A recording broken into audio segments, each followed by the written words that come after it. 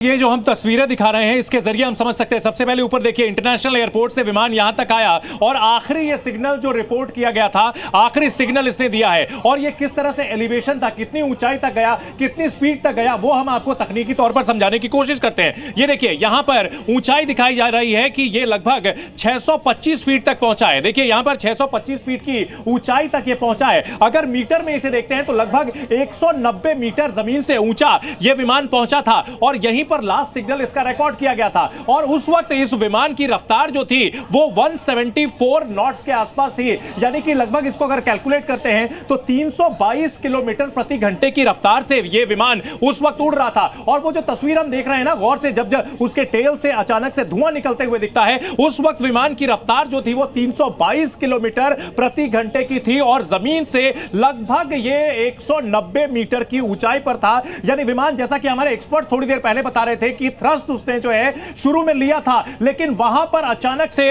लपटे उठती हुई उसके टेल से नजर आती है। यानी जमीन से 190 मीटर की ऊंचाई पर वहां अचानक से गड़बड़ियां दिखाई देती है। देखिए ये वो जगह है, ये 625 फीट की ऊंचाई है, यानी जमीन से 190 मीटर के करीब ऊपर, और वहां रफ्तार जो थी वो 174 नॉट्स थी, यानी कि 322 किलोमीटर प्रति घंटे की रफ्तार थी। और सोचिए उतनी तेज रफ्तार से विमान जो है ये उड़ रहा था, उसमें टेक्निकल स्नैग आया, यहीं पर लास्ट उसका जो है ना सिग्नल आया, रिकॉर्ड हुआ है। उसके बाद मेडे कॉल आई, यानी कि पायलट ने साफ साफ कह दिया कि हमारा इस विमान पर से नियंत्रण हट चुका है शोभना जी। और यही वो पल था जब 12 सेकंड के अंदर विमान क्रैश होकर पूरी तरह से खत्म हो गया।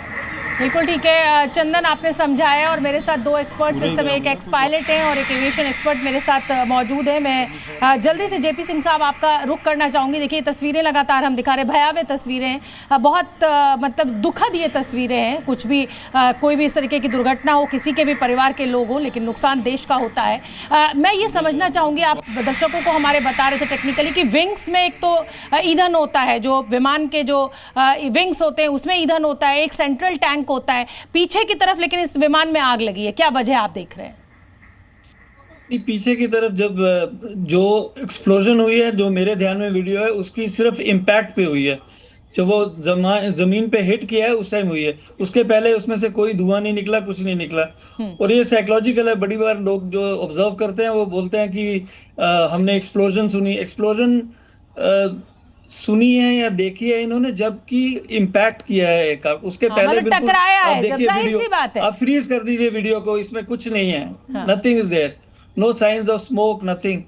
और जस्ट करेक्शन फॉर यू, आपको मैं बताना चाहूंगा, ये 1 लाख टन नहीं है फ्यूल, इसका 100 टन है, which is 1 lakh KG. 100 ton, हाँ जी, 100 टन। ठीक है, ठीक है। ये मैं अपने दर्शकों को, ये हमारे साथ सिविल एविएशन एक्सपर्ट जुड़े हुए हैं जेपी सिंह साहब, जो कह रहे हैं कि जो धमाके की आवाज़ की बात हो रही है, जब भी इतना बड़ा कोई विमान अगर किसी इमारत पे गिरेगा या टकराएगा तो जाहिर सी बात है कि वो बहुत आवाज़ पैदा करेगा। मेरे साथ पायलट भी, एक्स पायलट जुड़ी हुई है, अमनदीप जी, मैं उनका भी रुख करना चाहूँगी। अमनदीप जी, बतौर पायलट ये कितना मुश्किल पल है, क्योंकि 242 जिंदगी जो उस प्लेन में मौजूद है वो टकटकी लगाए सिर्फ और सिर्फ पायलट को देखती है ऐसी क्राइसिस में।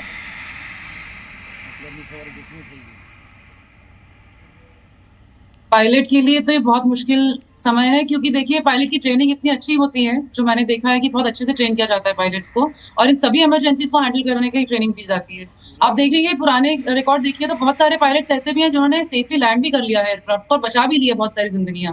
तो ट्रेनिंग तो इसीलिए दी जाती है कि सबको बचाया जा सके। इतना महंगा जहाज है, जहाज को बचाया जा सके, लोगों को बचाया जा सके, क्रू को बचाया जा सके, लेकिन उसके बावजूद नहीं बचा पाए, वो तो किस्मत खराब थी। लेकिन एक बहुत डिफिकल्ट सिचुएशन है, क्योंकि जस्ट आफ्टर टेक ऑफ जब होती है ना इमरजेंसी, तो हमारे लिए बहुत क्रिटिकल हो जाता है डिसीजन लेना कि रिजेक्ट करना है कि कंटिन्यू करना है टेक ऑफ को। रिजेक्शन का भी एक लिमिट होती है कि आप एक टाइम के बाद रिजेक्ट नहीं कर सकते टेक ऑफ को, क्योंकि आपका रनवे भी नहीं है। फिर आप अब उस सिचुएशन में पायलट ने जैसे टेक ऑफ किया, उसके बाद में उनको दिक्कत है, काफी ऊपर चले गए थे, उसके बाद में वो रिजेक्ट भी नहीं कर सकते।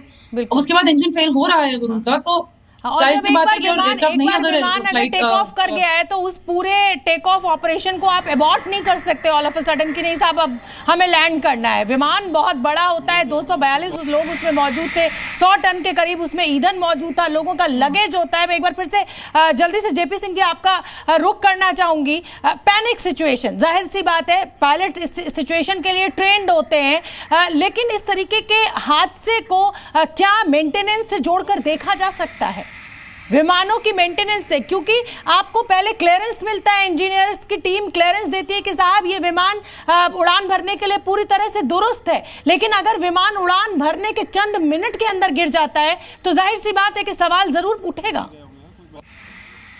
नहीं, आपकी बात ठीक है, पर जैसे ये पायलट अमनदीप ने बोला है, ये बड़ा इसमें कैलकुलेटेड स्पीड्स होती हैं। मेरे ध्यान में जो इसका वेट है जो आ रहा है, इसकी करीबन स्पीड रही होगी जो V1 बोलते हैं, जो रिजेक्ट स्पीड होती है, दैट इज उसकी 155 नॉट्स के अराउंड होती है। 157 इज VR जिस पे रोटेशन होती है, और 162 164 will be the V2 speed which is safety speed हवाई जहाज की। अगर उसका एक इंजन फेल भी हो जाए वो सेफली क्लाइम कर सकता है। And very fact this aircraft has climb to 624 feet is indication that उस टाइम तक कुछ नहीं था। उसी टाइम जब जो भी हुआ है, हादसा हुआ है, अगर एक इंजन फेल होता है उसमें कोई प्रॉब्लम नहीं है, aircraft can climb out, consume fuel, land back, उसमें इशू नहीं है। इसमें या तो दोनों इंजन फेल हुए हैं which is just a probability, मैं वैसे ही बोल रहा हूँ कि ये पॉसिबिलिटी है, हालांकि इनके केसेस बड़े रेयर हैं, एक्सट्रीमली रेयर कि जहाँ दोनों इंजन फेल हो जाए। और दूसरा है कोई कंट्रोल प्रॉब्लम हुई है जिससे वो रिकवर नहीं कर सके, पर उन्होंने पायलट्स ने पहचाना है प्रॉब्लम को, उन्होंने मेडे कॉल दी है और 624 फीट हवाई जहाज चढ़ा है ऊपर।